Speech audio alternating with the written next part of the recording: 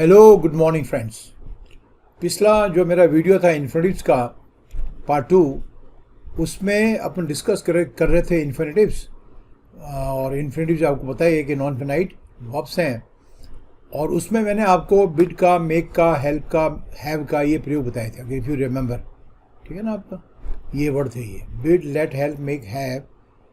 और जो आप सीख लेते हो बच्चों, उसको ज़बान पे ज़रूर चढ़ाओ। और साथ में मैंने आपको ये बिड के इसकी वोकैब भी कराई थी। मैंने कहा था बिड आपका बहुत इम्पोर्टेंट वर्ड है। बिड का मतलब बोली लगाना भी होता है, बोली भी होता है, प्रयास भी होता है। बिड का मतलब कहना भी होता है। फिर इसमें इम्पॉर्टेंट चीज़ जो मैंने बताई थी और वो आपने ध्यान रखना है कि कहने के लिहाज से बिड का जो वर्ब की फॉर्म है वो बिड, बेड, बिडन है, ध्यान रखना। और बोली लगाने के लिए उसकी वर्ब की फॉर्म बिड, बिड, बिड है। ये एग्ज़ाम में कई बार आ चुका है, फिर आप धोखा ना खाएं। जहाँ बोली लगाने से संबंधित है वर्ब की फॉर्म बिड, बिड, बिड है, याद रखना आपको। ठीक है, मैंने इसको आपको डिक्शनरी में नहीं दिखाया होगा, आप चाहो तो डिक्शनरी में भी दिखा सकता हूँ आपको, मैं बता चुका हूँ ये। दोबारा मैं आपको वो कर रहा हूँ, ठीक है ना। तो बिड का मतलब क्या होता है? बोली लगाना, है ना बच्चों। मैं केवल इसकी वर्ब की फॉर्म के लिए आपको इसका ये कॉपी करके बता रहा हूँ, ठीक है। तो बिड का मतलब कोशिश करना भी होता है, ध्यान रखना बच्चों। तो इसीलिए मैं इसको दोबारा रिपीट कर रहा हूँ कि कहीं ऐसा ना हो कि आप फिर गड़बड़ कर दें, तो जो कराए कराए पे पानी फेर दें आपका। ये देखिए आपका इसकी इंग फॉर्म यानी प्रेजेंट पार्टिसिपल फॉर्म बिडिंग है, और इसका फॉर्म आपका बिड, बिड है। ठीक है, आपको समझ आ गया नहीं आया, है ना आप? और बिड का मतलब प्रयास करना भी होता है, और बिड का मतलब प्रयास भी होता है नाउन के रूप में। बिड एड्यू का मैंने आपको फ्रेज बताया। तो बस ये चीज़ें भैया जो आप पढ़ रहे हो, कोशिश करें इस तरह से पढ़ें कि आप ये कंठस्थ कर लें। और इसके लिए अगर आवश्यक हो तो आप इस वीडियो को कई बार देख सकते हैं। मैं आपको बार बार कह रहा हूँ, जो आपका वीडियो आप देखते हो, ठीक है, तो आप बिल्कुल अपना मोबाइल के साथ में पेन और कॉपी भी लेके बैठें, इंपॉर्टेंट पॉइंट नोट करें। चलिए उससे आगे शुरू करते हैं। अब मैं आपको बता रहा था जो मैंने भी इन्फिनिटिव जो पढ़ रहे थे वो थे आपका बेयर इन्फिनिटिव। बेयर इन्फिनिटिव का अर्थ हो गया, इन्फिनिट तो है वो, लेकिन उसके पहले टू का प्रयोग नहीं होता है। तो ये शब्द आपने याद रखना है, बिड है, हेल्प है ना आपका, मेक है, हैव है, इनके साथ में हमेशा अपन बेयर इन्फिनिटिव का इस्तेमाल करते हैं, ये आपने ध्यान रखना है। आज मैं आपको, ठीक है, बेयर इन्फिनिटिव का प्रयोग बताता हूँ कुछ वर्ब्स ऑफ परसेप्शन के साथ में, using bare infinitive with verbs of perception. Verbs of perception समझते ना बच्चों, जो हमको भगवान ने 5 इंद्रियां दी हैं, ठीक है, तो उनके साथ में, उनमें से ज़्यादातर के साथ में अपन बेयर इन्फिनिटिव का प्रयोग करते हैं। ठीक है, इनमें कौन कौन से वर्ब हैं? इसमें आपका सी है, इसमें हियर है ना आपका, और इसमें आपका वॉच है, ठीक है, फील है, इसके समकक्ष शब्द हैं ऑब्जर्व और नोटिस। ये कुछ शब्द हैं जिनके साथ में अपन हमेशा बेयर इन्फिनिटिव ही लगाते हैं। और कई सिचुएशन में वर्ब की आईएनजी फॉर्म भी आती है, फिर दोनों के अंदर अंतर हो जाता है। तो वो ये आपका एग्जाम के लिहाज से बहुत बहुत इंपॉर्टेंट है, जिसको आपने गौर से देखना है। ठीक है, अगर मैं आपको कहूं कि I saw her crossing the road, ये भी सेंटेंस बिल्कुल ठीक है। अब आप कहोगे इसमें तो क्रॉसिंग आ रखा है, इसमें क्रॉस आना चाहिए था। क्रॉस भी आ सकता है, लेकिन उसका मीनिंग डिफरेंट हो जाएगा। I saw her crossing the road का अर्थ है कि मैंने उसको रोड करते समय एक क्षण के लिए देखा, ध्यान रखना। और अगर आप इन्फिनिटिव का प्रयोग कर रहे हो तो उसका अर्थ हो जाता है मैंने उसको, वो जो कार्रवाई वो कर रही थी, एक्शन ले रही थी, एक्शन कर रही थी, वो मैंने उसका कंप्लीशन देखा। जैसे अगर मैं आपको कहूँ I saw her cross the road, अब बच्चे ध्यान देते नहीं है बच्चों, मैं पहले कह रहा हूँ आपको, I saw her cross the road and enter her flat. Enter साथ में इंटू नहीं लगाते, ठीक है, एंटर इनटू तब लगाते हैं जब आप उसमें फिजिकली नहीं जा रहे हो, वो मैं बाद में बताता हूँ अभी आपको। I saw her cross the road and enter her flat. इसका मतलब क्या हुआ, आपने उसको पूरा रोड क्रॉस करते हुए देखा और अपने फ्लैट में घुसते हुए देखा। तो क्रॉसिंग काम पूरा है कि नहीं? तो इसमें आपने आईएनजी फॉर्म का इस्तेमाल नहीं करना। ये एग्ज़ाम के लिहाज से बच्चों बहुत इंपॉर्टेंट है, मैं बार बार आपको कह रहा हूँ। और कई बार मैंने आपको कहा है कि यार आप एक ऐसा बनाइए सीरियल नंबर, ठीक है ना, आपका इनकरेक्ट करेक्ट, चाहे सेंटेंस हो, वर्ड का फ्रेज हो। बच्चों बहुत मेहनत करनी पड़ती है कामयाबी के लिए, ध्यान रखना आप। अब ये सेंटेंस गलत हो गया, क्योंकि जब सी के बाद में या इनमें से किसी भी वर्ब के बाद में आप प्रेजेंट पार्टिसिपल का इस्तेमाल कर रहे हो, हालांकि वो जेरंड है नो डाउट, ठीक है, तो जो फ़र्क है वो आपने ध्यान रखना है। फ़र्क क्या है? फ़र्क ये है, मैं आपको इसके कुछ और उदाहरण भी अभी देने की कोशिश करता हूँ। ये एक बहुत इंपॉर्टेंट पॉइंट है, तो अब मुझे उम्मीद है कि आपको समझ तो आ गया है। कुछ और उदाहरण देखे ये आपकी समझ और मजबूत हो जाएगी, ठीक है। मैं अगर ये सेंटेंस कहूँ कि जब उसकी खिड़की के पास से गुजर रहा था तो उसको मैंने गाना गाते हुए सुना। अब अगर आप खिड़की के पास से गुजर रहे हो तो पूरा गाना तो आपने नहीं सुना, ठीक है ना, उसके गाने के एक्शन का एक मोमेंट आपने सुना, तो फिर क्या इस्तेमाल करोगे आप? अब उसमें वर्ब का आईएनजी फॉर्म इस्तेमाल करोगे। तो कैसे कहोगे? आई हर्ड हिम, अब ध्यान से देखना बच्चों, I heard him Singh a song when I passed by his window. ये बहुत इंपॉर्टेंट है, आपको समझा रहा हूँ, और पता नहीं लगेगा कि सेंटेंस गलत है कि सही। अभी सेंटेंस गलत है, क्योंकि सिंग का इस्तेमाल कब करोगे आप? जब आपने उसको पूरा गाने गाता हुआ सुना होगा तब। अब आप तो कि खिड़की के पास से निकले, पास बाई पास से गुजरना, तो आपने एक सेकंड के लिए सुना होगा, है ना, तो इसमें सिंग के बजाय आपको सिंगिंग बोलना पड़ेगा। Are you getting my point? तो ये सेंटेंस गलत है बच्चों, और अब ये सेंटेंस आपका करेक्ट हो जाएगा। इसको देखिए आप, आई हर्ड हिम, ठीक है, तो आपको यहाँ क्या आना चाहिए कि आपको आना चाहिए I heard him singing a song, ठीक है, when I passed by his window. ये बच्चों आपको समझ आ गया कि नहीं आया, है ना?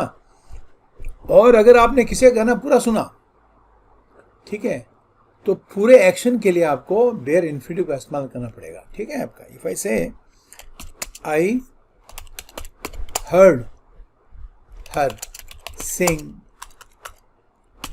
a melodious song and stayed there till she finished it। आप देखो, इट का मतलब सॉन्ग, मैंने उसको एक मधुर गाना गाते हुए सुना और मैं वहां रुका, स्टे का रुका जब तक उसने वो गाना समाप्त नहीं कर लिया। तो इसका मतलब पूरा गाना सुना। अब मैं यहाँ पर अगर सिंगिंग बोल दूंगा तो आपको पता थोड़ी लगेगा बच्चों, ये कह रहा हूँ मैं आपको। Are you getting my point? तो ये ध्यान रखना, ये बहुत अच्छी तरह से सीखने की आवश्यकता है। आप दूसरों से लकी होंगे, आप किसी को, आपका फ्रेंड कहीं तैयारी कर रहा है, उसको बोलो भाई तेरे को ये चीज़ पता है कि नहीं आप।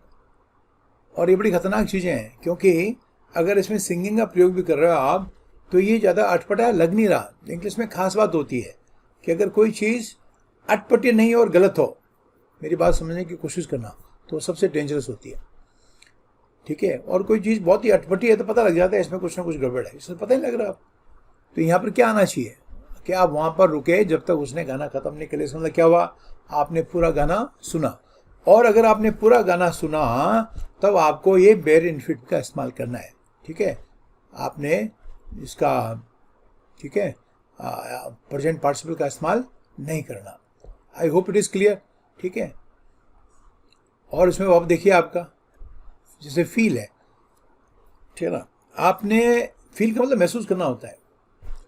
मैंने अपनी कमर पे कुछ चलता हुआ महसूस किया तो मैं कहूँगा I felt something move, moving नहीं, हाँ मूव, हाँ, या फिर टू मूव नहीं, ये गलत हो जाएगा। ये चीज़ें आपने ध्यान रखनी है। I felt something move over my back, ठीक है। तो इसमें मूव करेक्ट होगा आपका। कोई चीज़ कीड़ा मकोड़ा के शर्ट के अंदर घुस गया होगा, उसको आपने फील किया। फ़र्क ये करना आपने, इसमें टू मूव का इस्तेमाल नहीं करना। तो ये आपका फील का प्रयोग हो गया। सेम इसी तरह के हैं वॉच और आपके नोटिस। वॉच का मैंने आपको उदाहरण पहले दे दिया आपको, ठीक है। नोटिस भी आपका, दैट्स राइट। इफ आई से, ठीक है, 2 of my friends noticed him, अब मुझे बताओ, ठीक है, कि इसमें क्या आएगा।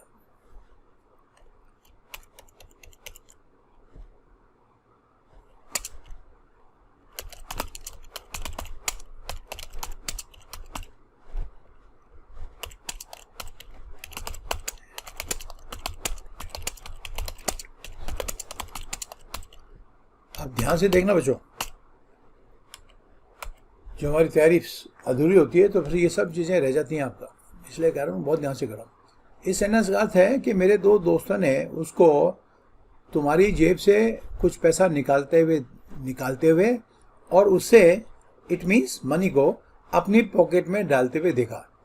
तो कार्रवाई पूरी देखी है, बस हाथ जेब में हाथ डालते देखा, पूरी देखिए ना आप, तो क्या आएगा इसमें, क्या आएगा इसमें, आएगा टेक। अरे कटिंग में पॉइंट, टेकिंग नहीं आएगा। अगर आप टेकिंग लिखोगे तो सेंटेंस गलत हो जाएगा, ये कह रहा हूँ मैं आपको, ठीक है। जो ठीक है मैं उसको अंडरलाइन कर रहा हूँ, ठीक है। और ठीक है, ये बात समझ में आ गई आपके, नहीं आई, ठीक है। तो ये चीज़ें हैं बच्चों, इसको बहुत बारीकी से सीखने की आवश्यकता पड़ती है। ऐसा मत करना कि पता ही नहीं आपको कहाँ आपने क्या लगाना है। अब मुझे ईमानदारी से बताइए, आपको ये बात समझ में आई या नहीं आई, ठीक है। फिर एक बार रिपीट कर रहा हूँ कि अगर आप जो ये वर्ब्स ऑफ परसेप्शंस हैं, ठीक है ना, इनके साथ में अगर आप इन्फिनिटिव का इस्तेमाल करते हो तो वो पूरे एक्शन का सेंस देता है, ठीक है। और अगर आप उस वर्ब ऑफ परसेप्शन के बाद में, ठीक है ना, आप आईएनजी फॉर्म का इस्तेमाल करते हो तो आपने क्षणिक रूप से, मोमेंटरीली, क्षणिक रूप को क्या कहते हैं, मोमेंटरीली। कितनी सब सीखने की आवश्यकता है यार आपको, है ना।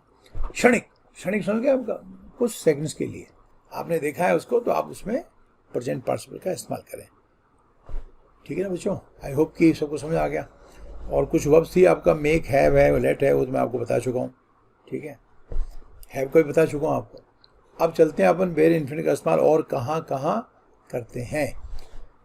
तो मैं आपको कुछ और चीज़ें बता रहा हूँ, कुछ और एक्सप्रेशंस हैं जिनके साथ में अपन वेरी इन्फिनिट का इस्तेमाल करते हैं। यूजिंग वेरी इन्फिनिटिव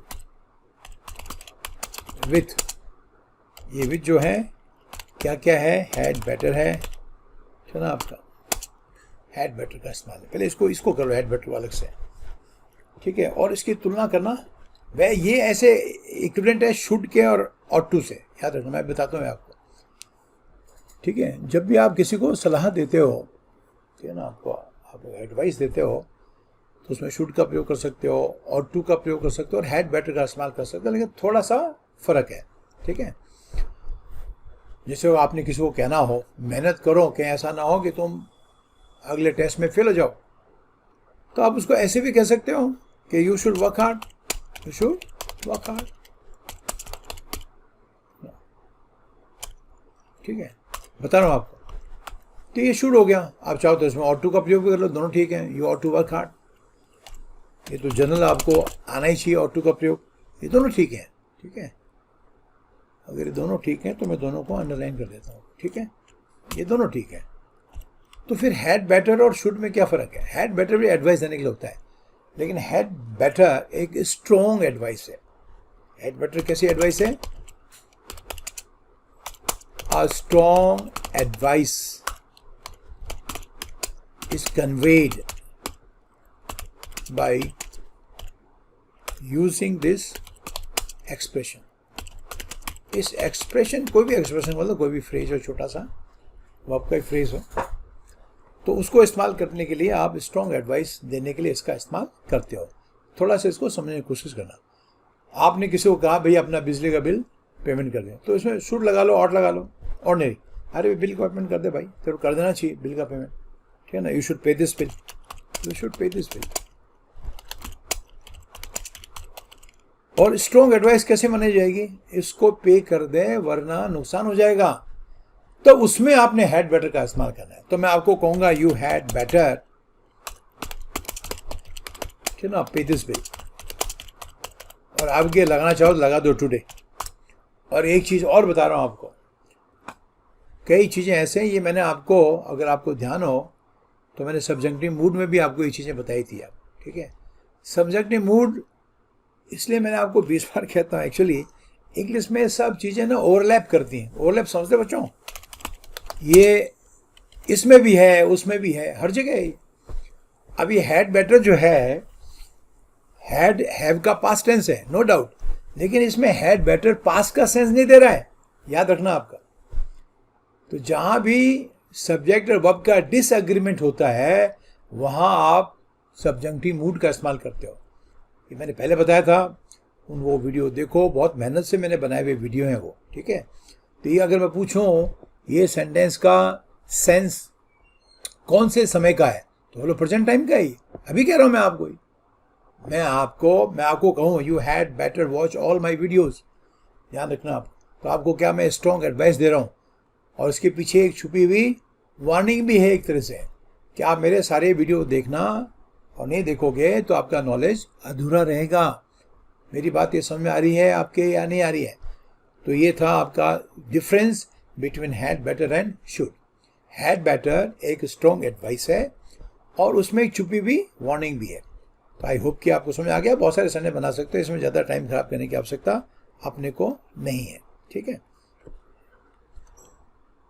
और इसमें और भी हैं कुछ, मैं आपको बताता हूँ। आपने जैसे वुड सूनर है, ठीक है ना, वुड रादर है, इन सब के साथ में वेर इन्फिनिट का इस्तेमाल होता है, प्लस आपका वेर इन्फिनिट, ठीक है। और एक्चुअली ये जो वुड सूनर और वुड रादर हैं, ये एक्सप्रेशंस हैं, ये प्रेफरेंस शो करते हैं। These expression show preference. Preference समझते हो कि भाई आपने कोई काम करना है और उसमें दो की चॉइस है, तो आप कह रहे हो कि ये काम मेरे को ज़्यादा पसंद आएगा करना। जैसे आपको किसी ने कहा चाय पियोगे, क्या पियोगे? कॉफ़ी पियोगे, तो आपने कहा आई would rather have a cup of T. तो आप प्रेफरेंस शो कर रहे हो। ये वुड सूनर और वुड रादर ये भी आपके प्रेफरेंस ही शो करते हैं, ठीक है। एक आदमी को पैसे की जरूरत पड़ी, तो उसके इन लॉज काफ़ी अमीर थे, तो लोगों ने कहा तो अपने जो आपके साले साहब हैं उनसे पैसा ले लो, तेरे तो ससुराल वाले बहुत पैसे वाले हैं।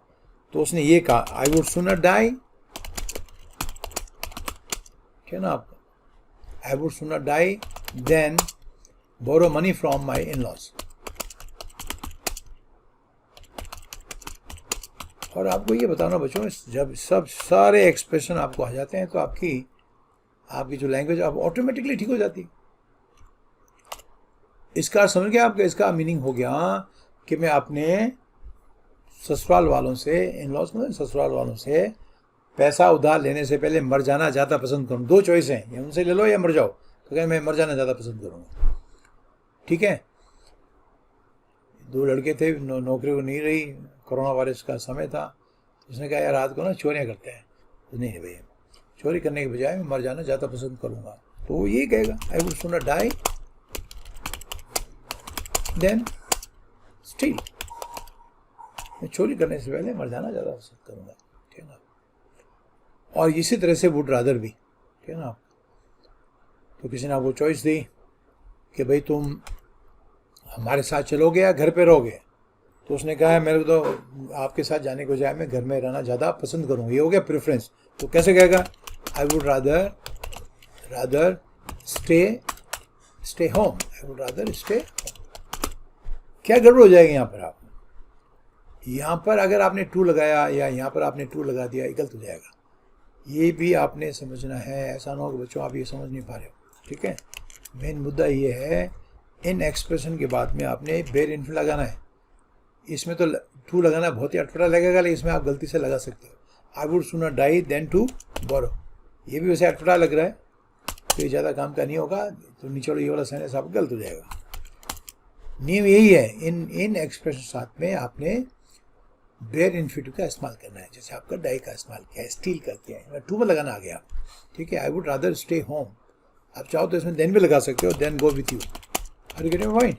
तो मैं आपके साथ जाने के बजाय घर पे रहना ज़्यादा पसंद करूँगा। ये जो एक्सप्रेशंस हैं ये आपके प्रेफरेंस के लिए, ये आपने ध्यान रखना है। आई होप कि समझ आ गया, ठीक है। आपको अब इसमें वुड रादर में आपको एक चीज़ और बतानी है, ये बहुत बहुत इम्पोर्टेंट है वुड रादर, वो ये है, देखो वुड रादर इस सेंटेंस में सब्जेक्ट एक ही है, ये यू जो है आपका ऑब्जेक्ट है, इस प्रीपोजिशन का सब्जेक्ट एक ही है, ठीक है। और अगर इच्छा कोई कर रहा है और किसी के लिए कर रहा है तो उसमें दो सब्जेक्ट हो जाते हैं। इसमें आपका, मेरी बात ध्यान से सुनना, ये थोड़ी सी ट्रिकी है। इस सेंटेंस में सब्जेक्ट एक ही है, आई, ये तो क्लियर है। अब मैं आपको ये कह रहा हूं कि मैं कह रहा हूं, लेकिन ये तो सेंटेंस तो मैंने अपने लिए कहा है, घर पे कौन रहेगा, मैं रहूंगा। I would rather stay home than go with you. जो आपका घर में रहने का काम कर रहा है वो तो मैं हूं ना, लेकिन अगर मैं कहूं आपके लिए, क्या ना आपका, कि नहीं मैं ये चाहता हूं कि आप वहां जाएं, तब देखना इसका स्ट्रक्चर एकदम चेंज हो जाता है। तब आपको बोलना पड़ेगा आई would rather you stayed home, याद रखना आपका। तब आपको ये वर्ब की थर्ड फॉर्म लगानी पड़ेगी, दैट्स राइट, बल्कि ये सेकंड फॉर्म ही है। I would rather past tense है ये कह रहा हूं, I would rather you stayed home, याद रखना आप। मैं फिर बता रहा हूं आपको, जब आप कोई सेंटेंस बनाते हो वुड रादर का, और ठीक है, उसमें एक ही सब्जेक्ट होता है, जो बोल रहा है वो एक्शन भी उसी ने करना है, ठीक है। He would rather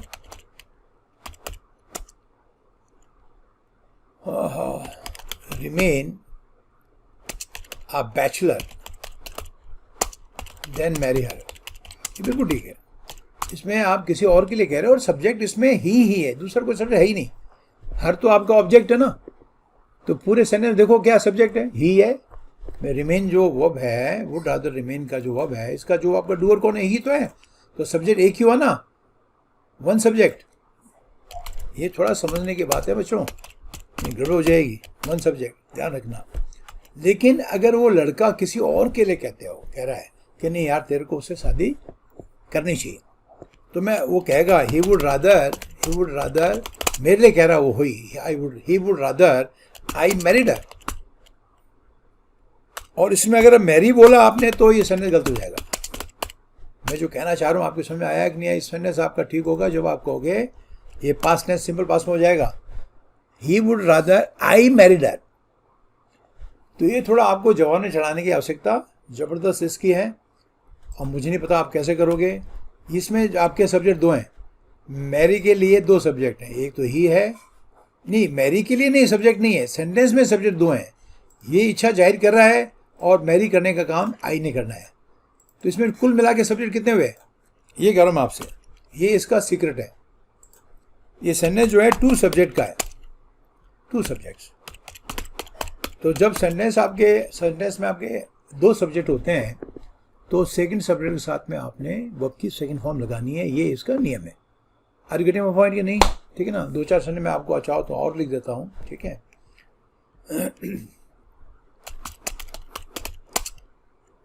I would not rather, negative बना रहा साथ में, I would not rather stay up.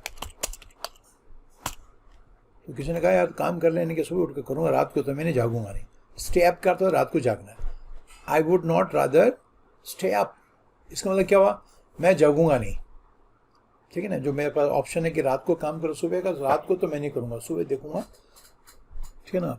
लेकिन मुझे किसी और के लिए कहना है कि अच्छा होगा कि तुम रात को जाग के ये काम पूरा कर लो, तो मैं ऐसे कहूँगा, आई would rather you state up and finish this work.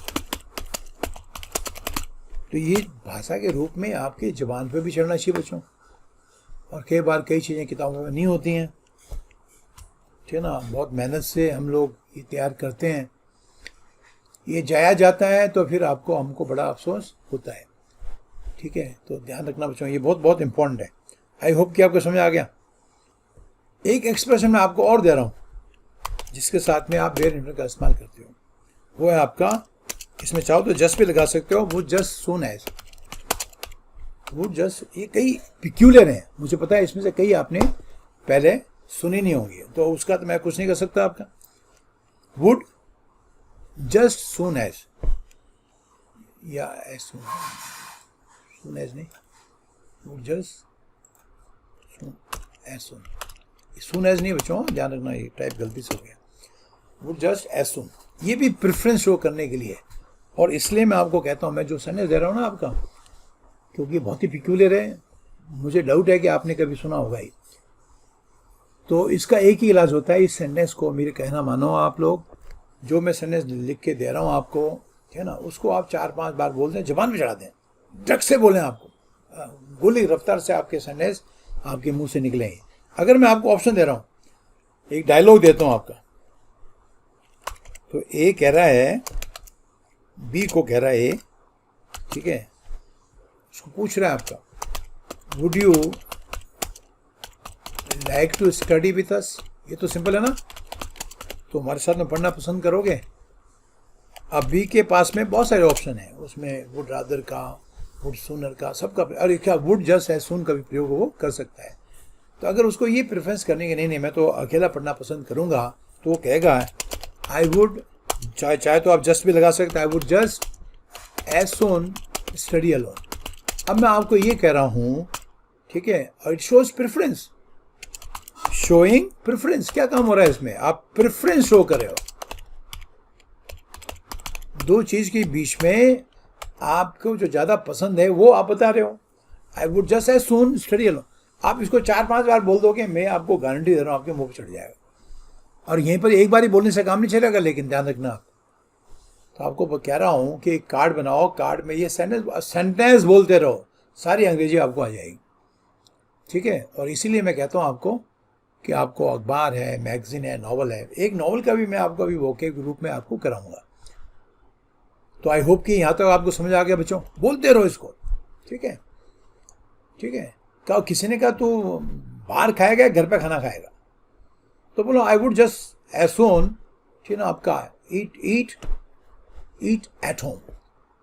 Movement की वर्ब के साथ में तो होम के आगे कोई लगाते नहीं है, प्रिपोजिशन नहीं लगाते हैं, लेकिन ये ईट जो है मूवमेंट का नहीं है, खाने का है, तो वहाँ आप प्रिपोजिशन लगा सकते हो।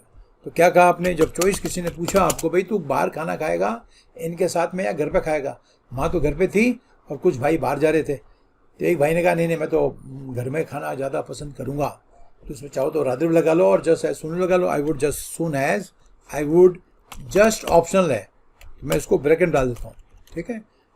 2-4 बार बोल दोगे सिर्फ मुंह पे चढ़ जाएगा, I would just as soon eat at home.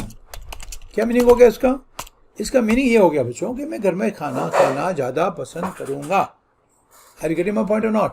कितना आसान है, तो 2-4 बार बोल दोगे सारी समस्या मिट जाएगी, नहीं तो ये ऐसे जवान पे अटका रहेगा और आपको परेशान करेगा, एग्जाम आ गया तो पता भी लगे है क्या ही, मीनिंग भी समझ नहीं आएगा। तो इसका मीनिंग ये है, इसका मीनिंग है बच्चों कि I would prefer to eat at home, ये इसका मीनिंग है, दिस व्हाट इट मीन्स। आप इसको ये भी कह सकते हो, I would rather eat at home. तो मैं इतनी मेहनत से जो आपको पढ़ा रहा हूँ बच्चों, इसको जाया मत जाने देना यार, प्लीज़, मैं समझा रहा हूँ आपको। आई होप कि क्लियर हो गया। मैंने आपको कहा भी था कि ये भी बड़ा चैप्टर है, अभी बहुत सारी चीज़ें करनी है, अब तो बेयर है, फिर टू इन्फिनेटिव है, फिर मेरे को परफेक्ट इन्फिनेटिव कराना है आपको, ठीक है। तो आज का ये वीडियो इतना सा है, और इसके तुरंत बाद में मैं इसका दूसरा पार्ट भी आपको अपलोड करूँगा, लेकिन आजकल साथ में मैं दूसरी चीज़ें भी कर रहा हूँ।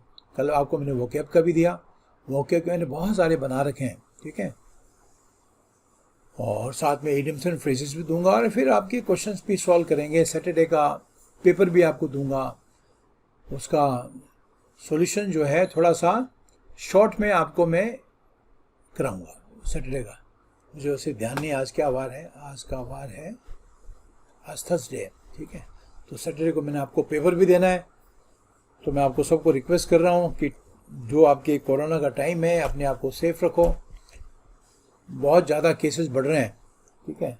आपने मुंह पे नाक पे हाथ नहीं लगाना है, ठीक है, और अपने हाथों को धोते रहो साबुन से, और बाहर जाओ तो बाहर तो कम से कम जाओ, कम से कम जाओ तो मास्क लगा के रखो, आंखों पे कुछ नहीं तो चश्मा ही लगा के रखो, कोई आपका नज़र का नहीं, वैसे ही कोई, है ना, क्योंकि इसके जो होते हैं ना आपके ये छींका किसी ने तो जो निकले वो छोटे मोटे आपके कण तो घुस जाएं कहीं से भी आप, ठीक है। और बहुत बढ़िया पढ़े, इसमें कोई शक नहीं है। आप क्लास में एक बार सुना, समझ में आ गया, ठीक है, नहीं आया, आपने सवाल नहीं पूछे तो हो गया। इसमें तो आप वीडियो को एक बार देखा, डाउनलोड किया और उसके बाद में उसको कई बार देखा, अपनी पेन ड्राइव बनाओ एक डेडिकेटेड, सारे वीडियोस को उसमें आपका सब्जेक्ट वाइज उनको डालो। तो आई होप कि बच्चों आपको ये पसंद आया होगा, अगर पसंद आया है तो इसको लाइक करें, शेयर करें, ठीक है ना, और जो मेरे चैनल पे नए हैं वो उसको सब्सक्राइब करें। तो मिलते हैं फिर अगले वीडियो के साथ में। अगले वीडियो में क्या बनाता हूँ मैंने डिसाइड नहीं किया, हो सकता है कि इडियम फ्रेजेस का बना दूँ, है ना, और ये फ्रेजल वर्ब भी बहुत सारी करने की होती हैं, तो आज मैं सोच रहा हूँ कि फ्रेजल वर्ब का ही वीडियो बना दूँ, एक वर्ब को लेके उसके अलग अलग फ्रेजल वर्ब्स, है ना, तो मैं समझाऊंगा फ्रेजल वर्ब क्या होती हैं, ठीक है। तो चलो बच्चों, see you in the next video, thank you so much, bye bye.